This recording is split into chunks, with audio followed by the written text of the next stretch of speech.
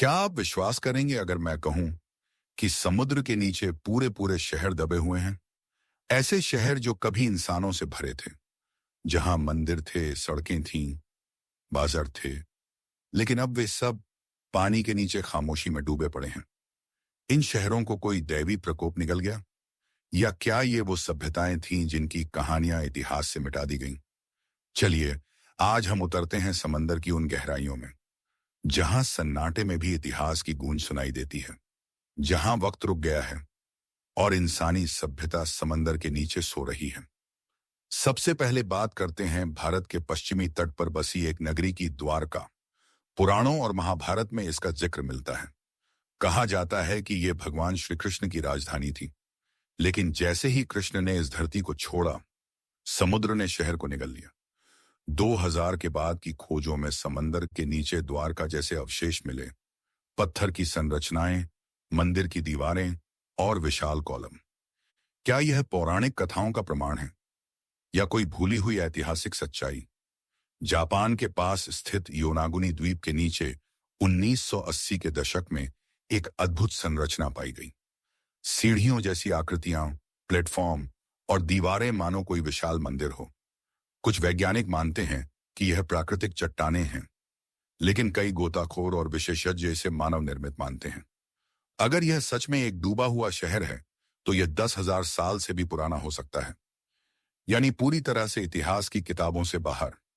मिस्र के तट पर 2000 में जब गोताखोर उतरे, तो उन्हें मिला एक अद्भुत दृश्य। डूबा हुआ शहर हेराक्लियन। यह शहर प्राचीन मिस्र और ग्रीक सभ्यता का मिलन बिंदु था। यहां से मिले विशाल मंदिर, सिक्के, मूर्तियां और पत्थर की गोलियां आज भी नील नदी के डेल्टा में समंदर के नीचे दबे हैं। इसी तरह कैनोपस नामक दूसरा शहर भी मिस्र के पास समुद्र की गोद में है। इतिहास के ये अद्भुत पन्ने हजारों सालों तक समंदर की गहराई में छिपे रहे। अब बात करते हैं सबसे प्रसिद्ध डूबे हुए शहर की, अटलांटिस। प्लेटो नामक यूनानी दार्शनिक ने लगभग 2400 साल पहले इस शहर का जिक्र किया था। वो कहता है कि अटलांटिस एक शक्तिशाली और समृद्ध नगर था, जहां सोना, चांदी और उच्च तकनीक थी। लेकिन अंधकार और अधर्म की वजह से यह समुद्र में समा गया। क्या अटलांटिस सिर्फ एक कल्पना थी, या हो सकता है वह सभ्यता किसी कोने में अब भी दबे अवशेषों में छिपी हो? ऐसे डूबे शहर सिर्फ एशिया या यूरोप में नहीं, बल्कि पूरी दुनिया में फैले हुए हैं। शिचिंग, ओतिश, चीन। 1300 साल पुराना शहर जो अब एक झील के नीचे है। पोर्ट रॉयल, जमैका, जो कभी कैरेबियन का सबसे बड़ा व्यापारिक केंद्र था, 1692 में एक भूकंप में डूब गया। पावलो पेत्री, ग्रीस, 5000 साल पुराना शहर, पूरी तरह से संरक्षित, आज भी समुद्र के नीचे मौजूद है। हर एक शहर एक नई कहानी कहता है, एक नया रहस्य खोलता है।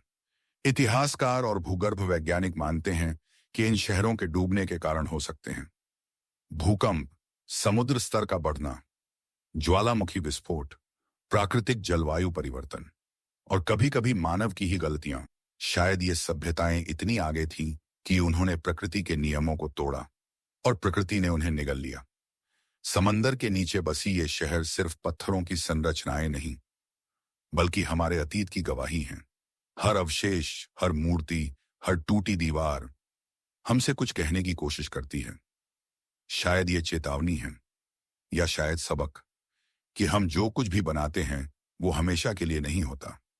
आज तकनीक के जरिए हम इन रहस्यों को खोज सकते हैं, लेकिन क्या हम समझने को तैयार हैं? अगर समुद्र की लहरों के नीचे पूरा एक इतिहास सो रहा है, तो क्या हम कभी उसे पूरी तरह जान पाएंगे, या वो रहस्य हमेशा समंदर की गहराइयों में ही दफन रहेंगे? आपका क्या मानना है? क्या अटलांटिस सच में था? क्या द्वारका को हम फिर से देख पाएंगे? जवाब शायद समंदर के नीचे है, बस हमें थोड़ा और गहराई में उतरना होगा।